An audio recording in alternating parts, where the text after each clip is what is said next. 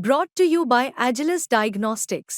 Health टेस्ट की बात आती है तो मैं भरोसा करता हूँ India's largest diagnostics company, Agilus Diagnostics. खुद को टेस्ट करते रहो. President Pezeshkian acknowledged in particular the role that India played in Iran's accession to both the SCO and BRICS, and both the leaders agreed to continue their cooperation within various multilateral platforms, including BRICS and SCO.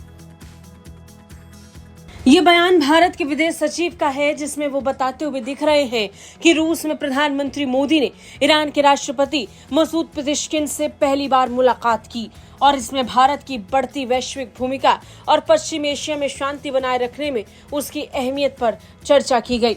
दोनों नेताओं ने पश्चिम Asia में शांति, Chabahar बंदरगाह परियोजना और अंतर्राष्ट्रीय उत्तर दक्षिण परिवहन गलियारे यानी इंस्टेक जैसे मुद्दों पर चर्चा की। राष्ट्रपति पेजेश्किन ने यह स्वीकार किया कि पश्चिम एशिया के सभी प्रमुख देशों के साथ भारत के अच्छे संबंध हैं, जिससे भारत को इस क्षेत्र में तनाव कम करने में एक महत्वपूर्ण भूमिका निभाने का अवसर मिल सकता है। Both leaders also discussed the situation in West Asia. Prime Minister expressed his deep concern over the escalating conflict and reiterated India's call for the protection of civilians, the prevention of harm to civilians. He emphasized the need for dialogue and diplomacy to de-escalate tensions. President Pezeshkian also emphasized on the need for peace and harmony in the region and the role that India could play in de-escalating the conflict, given its good relations with all the parties involved. As I said, Afghanistan was another key topic of discussion between the leaders.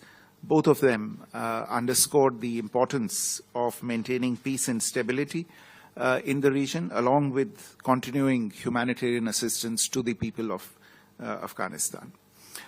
President Pezeshkian acknowledged in particular the role that India played in Iran's accession to both the SCO and BRICS, and both the leaders agreed to continue their cooperation within various multilateral platforms, including BRICS and SCO.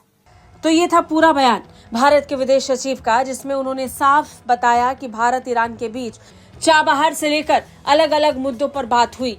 Chabahar बंदरगाह था जो भारत और Iran के बीच सहयोग का प्रतीक है। यह बंदरगाह ईरान के दक्षिण पूर्वी तट पर स्थित है और अंतर्राष्ट्रीय उत्तर दक्षिण परिवहन गलियारे यानी इंस्टेक के विकास में एक महत्वपूर्ण कड़ी। यह व्यापार मार्ग भारत, ईरान, रूस और बाकी देशों के बीच परिवहन लागत और समय को कम करने के लिए तैयार किया जा रहा है। इस बंदरगाह और गलियारे पर बातचीत सिर्फ व्यापारिक नहीं थी, बल्कि ये दोनों देशों के बीच क्षेत्रीय स्थिरता और रणनीतिक साझेदारी को और मजबूत करती है। ईरान द्वारा भारत की इस भूमिका को ध्यान में रखकर भारत को एक शांति निर्माता के रूप में देखा जा रहा है।